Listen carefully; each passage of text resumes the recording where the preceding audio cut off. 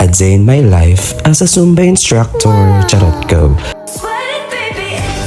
Teka yung cellphone ko, baka maulanan at magkasakit. Go. Babala lang po, ang mapapanood ninyo ay para sa katuwaan lamang. Walang tao, hayop, halaman o kapitbahay ang sinadyang mapahiya. Charot ko. At dahil hindi na-charge ang e-bike ng Wakanda, kaya nag-commute na lang siya gamit ang bicycle. Tinatanong nga ako ni kuyang driver kung saan ko raw pinagawa ang buhok ko. Kuwang-kuwa raw ang korte at kulay ng bunot.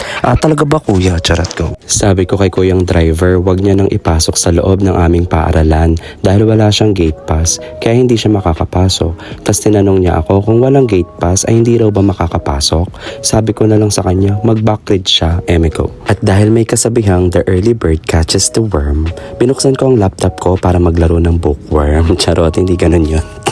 After mag-class ni Wakanda ng 7 a.m. to 8 a.m., vacant na niya ng 3 oras kaya naman umatake na siya pailalim ng pansit na perfect sa kapitbahay mong ang hilig magkomento sa buhay ng iba kaya hanggang ngayon buhay na buhay pa. Charot go.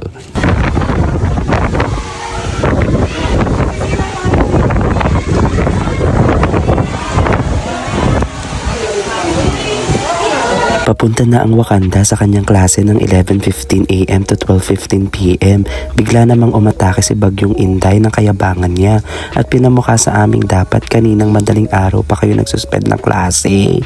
Charot, friendly reminder lang po. Go. Kakatapos ko nga lang sa klase ko nang biglang dumugungdong ang buong annex. Akala ko tuloy dumating ang BTS sa school. Charot. Yun pala, suspended na ang afternoon class. Thank you po for always looking after the welfare and safety of our students. Better late than never ang atake. Go. Bago umuwi, lunch muna ang mga personification para may lakas na suungin ang malakas na ulan. Charot. Kain po tayo, Team Riza. May nagpadala nga po sa atin ng parcel. Pag open ko, tokwat baboy po at munggo.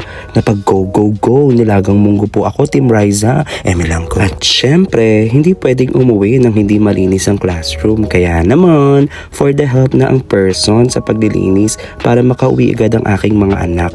Okay na to, may MOBs na. Charot. Hindi na kaya ng sapatos ng mga tao ang taas ng tubig. Kaya naman napilitan kaming dumaan sa lumitaw na sandbar. Charot. Go, Ma'am Jade! Hindi ka pinalaki sa circus para hindi ka makatawid dyan.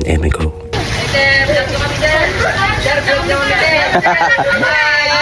Pauwi na ang Team Waki at para makauwi ay kailangan naming tumawid sa ilog. Charot.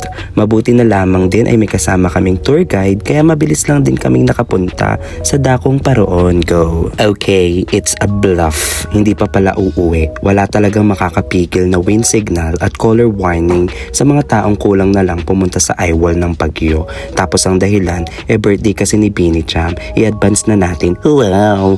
Yung magba-birthday uwing-uwi na. Kayo game na game. Charot. Welcome po sa aming simpleng tahanan. Charot. Kung may loyalty award lang sa SM, malamang kami na yon. Pero sana mapansin ng SM Bataan tong vlog namin. Charot lang go. Kain po tayo, Team Waki. Maraming salamat po, Doc Millet, sa pawapol. Sana sa susunod raffle naman. Tas waffle din ang premyo. Ano raw? Go. Dahil encyclopedia ang mga face ng mga tao na yan. Nakuha pang magpalibre sa birthday girl. Kung hindi raw afford ang tig 120 pesos each, okay na raw sila sa Zagu. Dahil sa Zagu, mura na, masarap pa. At yan ang tunay na definition ng sulit. Dami mong alam ko.